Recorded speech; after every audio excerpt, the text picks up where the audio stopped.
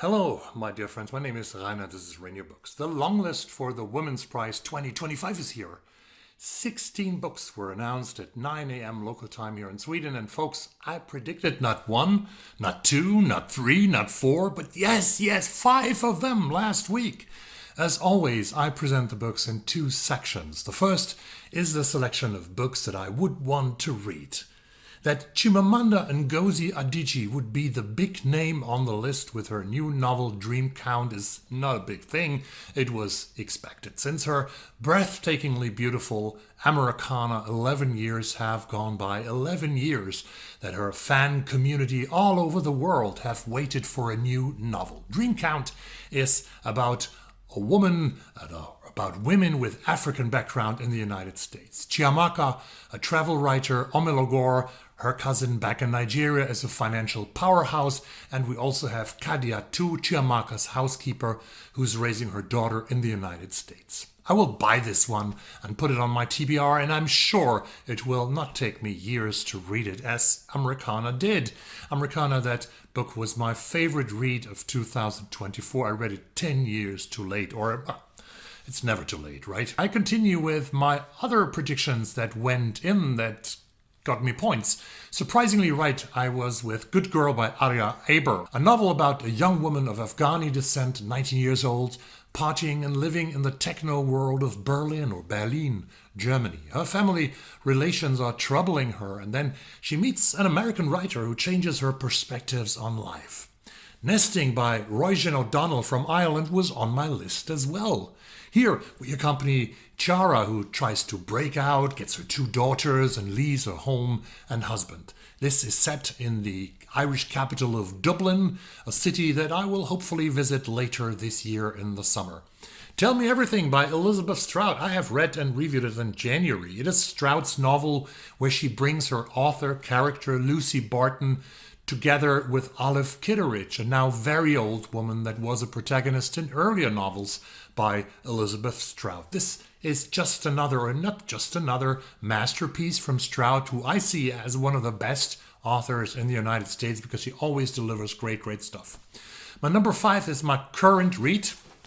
It was shortlisted for the Booker Prize, auctioned between 9 publishers who wanted to have the book, the manuscript. The Safekeep by Yael van der Wouden from the Netherlands, who wrote her debut novel in English and not her native Dutch. The story of Isabel, a young woman in 1961's Holland living in the house she grew up in and having social issues. Immersive from the very first page and also quite erotic actually. Now to the ones that were new to me and not on my prediction list, but nevertheless sparked my interest, at least the ones that I'm naming now. All Fours by Miranda July was already on my horizon. It was already a finalist for the National Book Award in the United States in 2024. It reminds a bit of Nesting by Roisin O'Donnell, since it is another woman who is leaving her life situation, leaving her husband. Ordered this from the library today actually, and now I have number 148, and they have 19 copies all over the city of Stockholm. It should take like 6 weeks or so to get it, maybe even longer. Ama by Saraid da Silva, hope I pronounce it right, takes us to Singapore where a 10-year-old girl kills her abuser. Generations will be affected by this event in a novel that plays in Sri Lanka, in Singapore, New Zealand, Australia, and London, England. A story of the Sri Lankan diaspora. Laila Lalami's The Dream Hotel plays in a future where high-tech controls everything. The book is set to be a gripping, speculative mystery about the seductive dangers of the technologies that are supposed to make our lives easier and more beautiful. I read Lalami's The Other Americans in 2019, liked the book, and this book is published today actually, and I've ordered it from the library where they show it in the catalog, but it's still on the way from the publisher, from the bookshop to the library, so it will take a couple of weeks here too. Fundamentally by Nusaiba Yunus. Nadia is an academic who's been disowned by her puritanical mother and dumped by her lover Rosie. She decides to make a getaway, accepting a UN job in Iraq.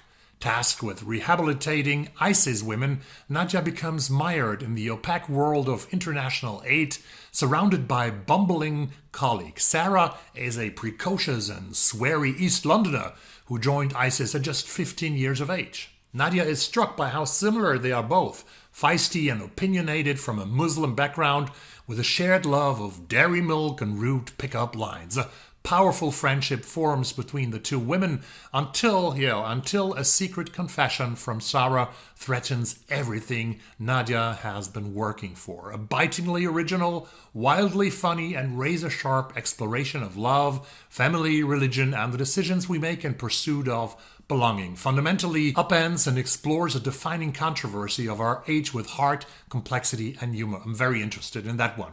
Birding by Rose Ruane, playing amid the grey skies, amusement parks, and beauty parlours of a gentrifying, rundown seaside resort. Two women might never meet, Lydia and Joyce.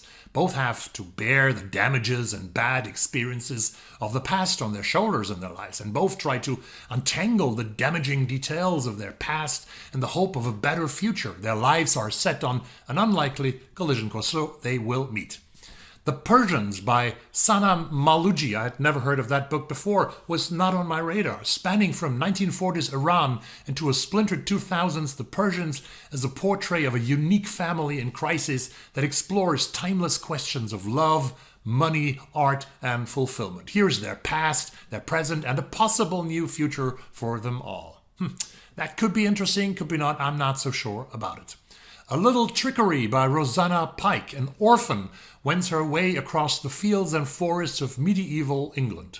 Portraying a side of Tudor England rarely seen, it's a tale of belief and superstition, kinship and courage, with a ragtag cast of characters and an unforgettable and distinctly unangelic heroine. Nope. Thank you, I'm not interested in that one. Crooked Seeds by Karen Jennings plays in Cape Town, South Africa. Deirdre has lost one leg in an explosion many years ago. She sees herself as a victim of her time, of her family, of her society, and she lives from day to day until the police gets to her, and she must go back to the house where she grew up and lost her leg and confront herself with the past. Jennings has earlier been longlisted for the Booker Prize for her novel An Island in 2021. The Ministry of Time by Kayleigh Bradley is a science fiction novel about a near future and time travel. Not really my favorite read and not landing on my TBR, I have to confess that. Somewhere Else by Jenny Deiches could be interesting. It's nothing less than a generational novel about womanhood and Judeo-Scottish experience across two world wars, the creation of Israel and the fall of the Berlin Wall. But yeah, it's not on the top of my list. The Artist by Lucy Steets, a sweltering summer in the Provence in France in 1920. Eddie moves through the remote farmhouse, silently creating the conditions that make her uncle's artistic genius possible. Joseph, an aspiring journalist, has been invited to the house. He believes he'll make his name by interviewing the reclusive painter, the great Édouard Tartuffe. Is this a thriller? I'm not so interested, but all in all, I think it's a good list. It's an interesting list that makes me look out for some of these titles, which ultimately endangers my biggest project ever in reading, my never-ending project. Come on, Rainer, read from the shelves. Read what you own. What do you think? Let me know down in the comments, and don't forget to subscribe to the channel, and I will see you very, very soon. There's also the Stella Prize, longest from Australia, and we'll talk about that. Bye.